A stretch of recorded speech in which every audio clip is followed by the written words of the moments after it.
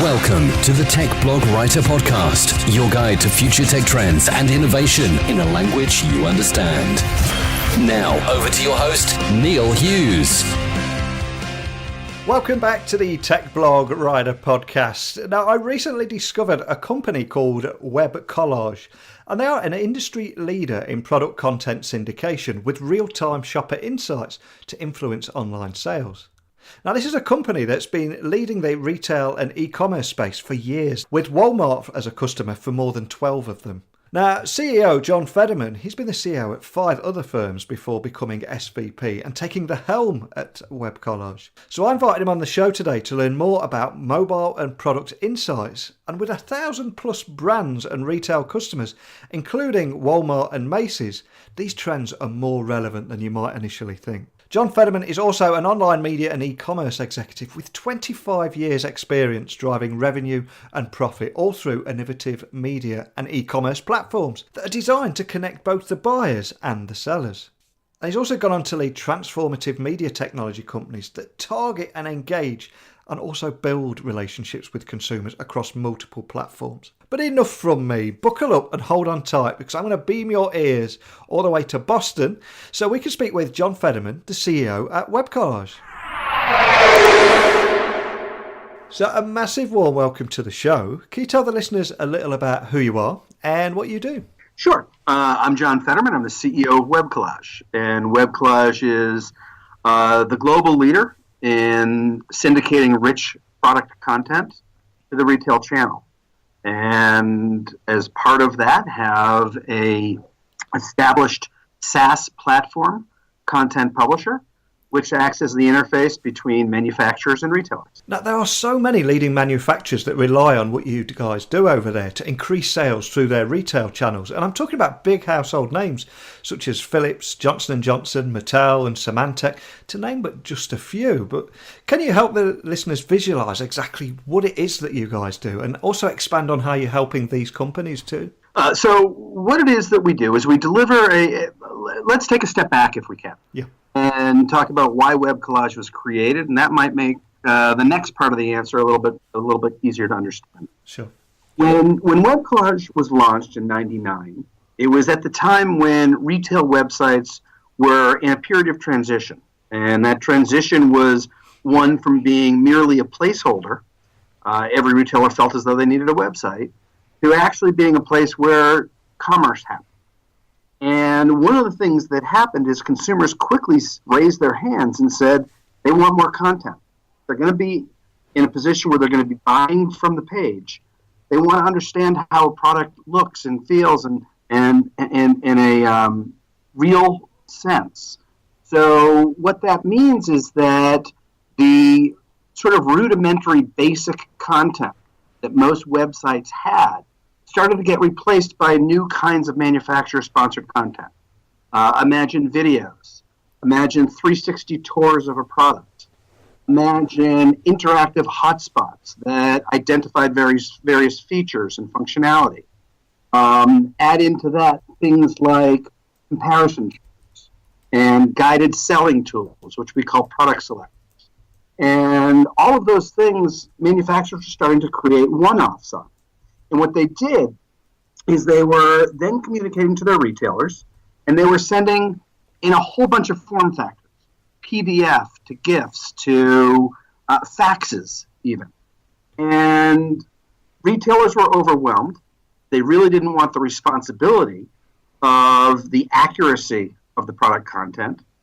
And manufacturers, frankly, were frustrated because what they do with retailer number one, they then had to repeat the exact same process with every other retailer in their network. The Webcollage was launched to address that. And what Webcollage's platform does is it allows a manufacturer to control their own brand, to make sure that the videos and the images and the comparison charts and everything else were 100% on brand. Additionally, what it allowed that manufacturer to do is to create that content using our interactive templates in Content Publisher. And by creating it once and pushing a publish button, they'd then be able to deliver that content to their entire retail channel in virtually real time. So instead of looking to a retailer for the accuracy of the product content or being frustrated that perhaps there was a lag between when a manufacturer got the information to the retailer and the retailer turned it live, that problem went away. Now for the retailer, it represented a huge opportunity because content and rich content sells more product. In fact, anywhere from 12 to 36% more conversions happen where rich content occurs. So now retailers have the opportunity to bring this content into their site. And by the way, the platform dynamically works so that when the content shows up at a specific retailer, it takes on the style guide, the look, the feel, the colors, the fonts of that retailer.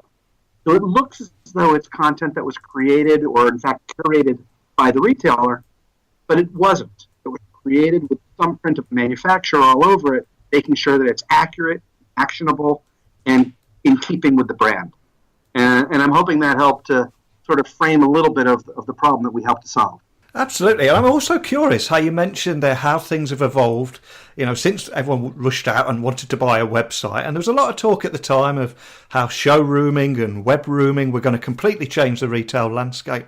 And yet it seems that as consumers, we like a mixture of the both of them now. I mean, have you noticed any trends around showrooming and web rooming and how that's evolving in your world? Yeah, I mean, I think that that's a really astute point. There are times and places where an experience is best served in the physical store. Yeah. The question becomes, how can that content work in tandem? Digital content that lives online and the physical experience. And what we found is we have several manufacturers who've done an exceptional job of tying those two worlds together. An example I could give you is a leading manufacturer of bandages.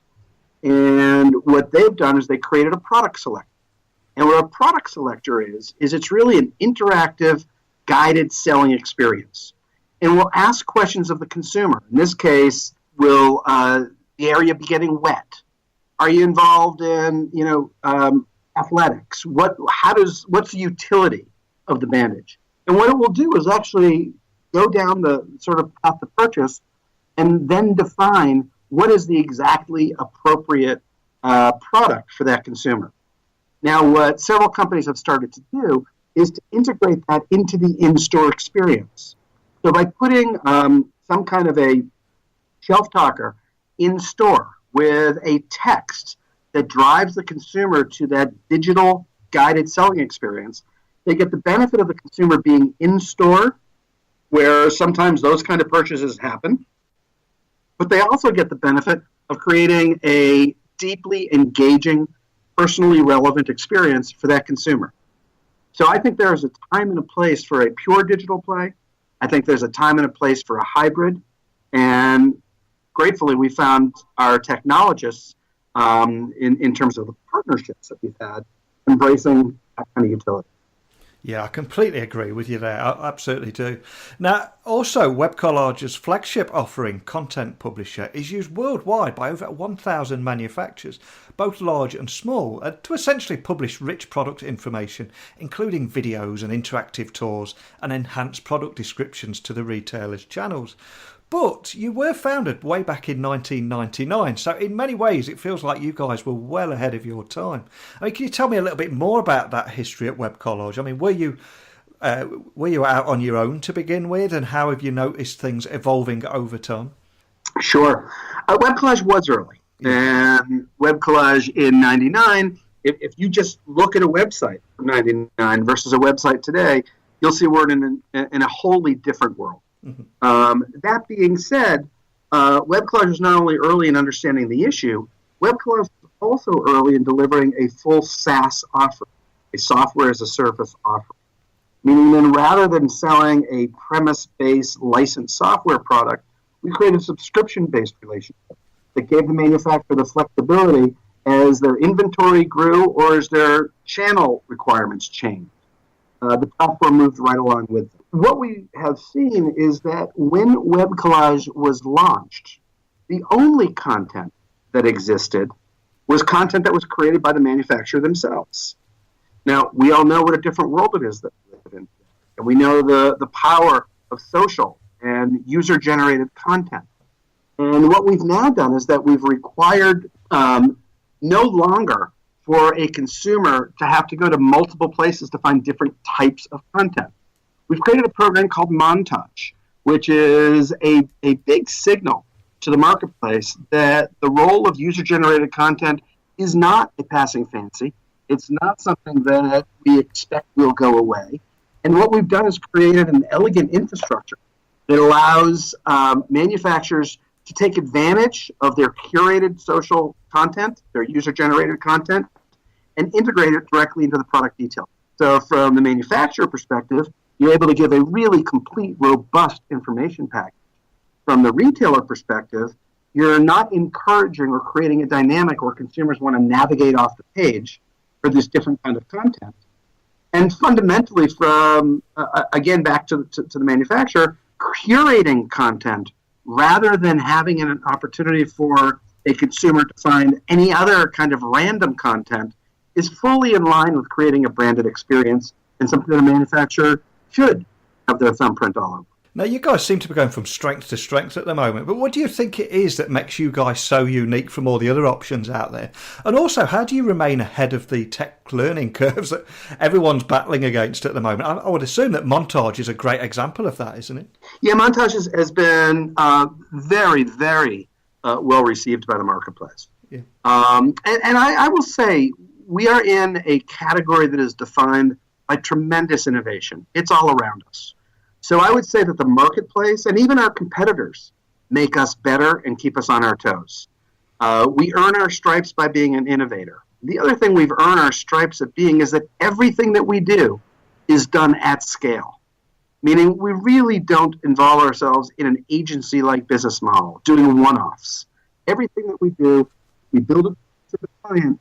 We know that as we're building it for that client, it will be rolled into the platform and be available to every other client. Now, a question that I must ask. We're now living in a digital mobile first world. I mean, do you have any mobile or product insights or trends that you can share with us today too? Yeah, I mean, look, there's a whole bunch of studies, and they effectively demonstrate that anywhere between 70 and 85% of consumers are using their mobile phone either prior to going into a store or in store. So the consumers are blurring that line, and the consumers are forcing all of us to create products that scale right along with them. Now, it also seems as well that consumers expect everything on demand now. They want things simplified and they want things personalised. And you're close to 1,000 brands and retail customers, including Walmart and Macy's, to name but a few again. But can you share any observations or trends around how customer needs are evolving across all verticals? Yeah, I mean, what's really interesting is that when we launched Webcollage, the thing that we most often saw in terms of our customer base was that it was really technical products. So the consumer electronics field was the first to truly embrace the power of rich content. What we're seeing today is a wholly different situation. Who would have thought that a company like Webcollage would be partnering with Nestle's Water or with Campbell's Soup? But the reality is that a branded experience by these suppliers is one that is defined through content. And so, no, it's not just a bottle of water. It's the purification process of that water. It's the way the water is harvested and bottled. It's the way that the consumer creates an affinity with that brand through its imaging. Campbell's Soup isn't a can of tomato soup. It's recipes, and it's lifestyles, and it's user experience. And those are best brought to life with things like videos and influencer media and social posts and ratings and reviews. And so all of these things come together to create a product detail page that is engaging, but again, is the place where a brand defines itself. And so I would say the most significant change that we've seen isn't that rich content helps manufacturers brand themselves better, nor is it that it helps consumers buy. It does all those things. But I think it's that every product, every vertical is benefiting from a deeper, more engaging content experience. And thankfully, Webcollage was positioned quite well for that. No, I think you've raised a great point there. There's another brand that I see a lot. I'm not sure if it's in the States at the moment. It certainly is over here. Boxed water. And on the branding on there is always boxed water is better. I think there's a change from products being marketed to look sexy for consumers and a change towards consumers that will actually say, what does this brand say about me? How does it define me and what I stand for? Yeah, I mean, there's an ethos of a consumer. There is a perspective that a consumer needs to be respected. There is a perception that let's not put the consumer in a situation where they have to seek out the content. Let's give it to them. And let's give it to them in a robust, professional, scalable way. And let's make sure, just like, you know, the old branded experiences of things like, you know, when you read about the fast food restaurants and they say, hey, you know, you get a hamburger at McDonald's in London and a hamburger at McDonald's in San Francisco, and that should taste exactly the same. It's not terribly different from content, and that is that the brand needs to define who they are. They can't leave that up to their retail partner, nor should they expect it to be something that helps them if it's disparate, if it's different. It's got to build towards a brand. Now, to be very clear, it doesn't mean the same exact content is right for every product in every region. There's psychographic and demographic reasons why a brand may choose to lead with a different feature or functionality, or sometimes even imagery and copy relative to the market that they're serving. Our platform, Content Publisher, allows for that. So while you create a syndication engine that drives content globally, you have the opportunity to personalize by region or even down to the retailer. So it gives you all that flexibility that you can have a true global presence, understanding that for every product, one size doesn't fit all. Absolutely. And Webcollage also recently announced the launch of Mosaic, a breakthrough solution that enables brands and retailers to strategically place rich product assets in key product positions. I mean, is that something you can expand on and how it's been received? Sure. And that's just happening in real time. We're just rolling it out. And effectively what Mosaic does is it allows a consumer to engage with whatever kind of content they deem most impactful, wherever that consumer wants it. So to be very specific, what that means is the way a product detail page has traditionally been laid out is the top of the page is what's called basic content. And the name defines it quite well. It's generally a static hero image.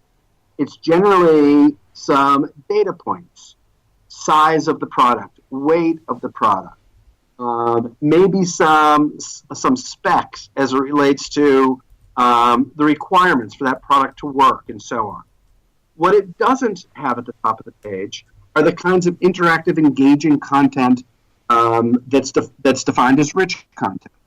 What Mosaic does is it adds what we call a Mosaic board. And effectively what that is, it's a little strip with icons that quite obviously give the consumer an opportunity to click on the video, and a video will appear in that hero image space at the top. A comparison chart, photos, any combination of the assets that reside lower in the product detail page. So it's really not any new content, but it gives the consumer the opportunity, if they are a consumer that likes to scroll, go ahead and scroll down the product detail page and you'll see everything.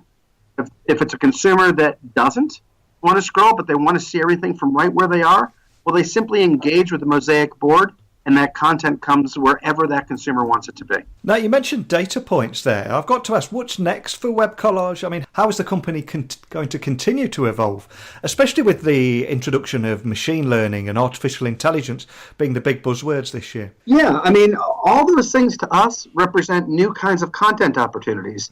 And again, you know, we think of ourselves as the plumbing of retail, if you will. Yeah. We're deeply integrated, and it's our job to make sure that wherever content goes, we've got the pipes that content can be delivered at scale to every retailer that matters to every manufacturer. And so the innovations that you talk about, whether it's AI or VR or any of the technologies for personalization or any of these things. We fully expect and, in fact, are hard at work at integrating many of those things. And so, to us, as innovation occurs, our obligation to our installed base of customers, as well as that obligation to ourselves to continue to be a company that innovates, drives us to find ways to incorporate these new kind of content types and to do so at scale. Well, a big thank you for coming on the show today. But before I let you go, can you remind the listeners of where they can find out more information on Webcollage, how they can reach a member of yourself, or how to contact a member of your team, or if you've got any questions about anything that we've spoken about? So please feel free. Check us out at www.webcollage.com. You can always send an email to info@webcollage.com, or I'd be happy to hear from you myself, and that's john.federman@webcollage.com. Well, again, a big thank you for coming on today, especially because I think we're all drowning in a deluge of content at the moment. But the fact that you guys are actually creating content at scale, and not only that, actually creating the pipes that will actually send it direct to manufacturers and retailers is a fantastic thing. So big thanks for coming on and sharing your story today. Well, we always love talking about things we're passionate about, so thank you for the opportunity as well. When I first read about Webcollage's never-ending client list of big names such as Pfizer, Samsung and L'Oreal, it was clear they were onto something special. Whether it be optimising your product pages with influencer videos, understanding why eBay are launching visual search tools for finding products, using photos from your phone or web, or why more than 90% of millennials and Gen X internet users have made a digital purchase this year. The key to everything is content in this increasingly digital world. Right now, that big thing is user-generated content, UGC as it's better known, and it's taken online shopping by storm more than ever before, from video to images. There's nothing like seeing a real person enjoying a product. More impressively, a full 84% of people trust online reviews, equally as much as they do personal recommendation. So delivering content at scale through pipes directly to manufacturers or retailers is something that we should not underestimate. And it's probably one of those things as users we take for granted when we land onto a website to discover an almost infinite sea of content. So a big thank you to John Federman for taking the time to come on the show today. Do you want to appear on the show, or do you have any questions for Neil? Remember, you can reach him at techblogwriter@outlook.com. or visit his website at www.techblogwriter.co.uk. After all this retail talk, I think it's time to treat myself to some good old-fashioned retail therapy. Now, after my Blue Snowball mic got me through the first 75 episodes of this podcast, I upgraded to the Blue Yeti, and that got me through another 250 episodes. You know what? I figure it's time to get looking into a more premium podcasting mic so you can hear me a little more clearer. So any recommendations out there, please let me know. But I'm afraid it's time for me to go now, so a big thank you for listening. And until next time, don't be a stranger.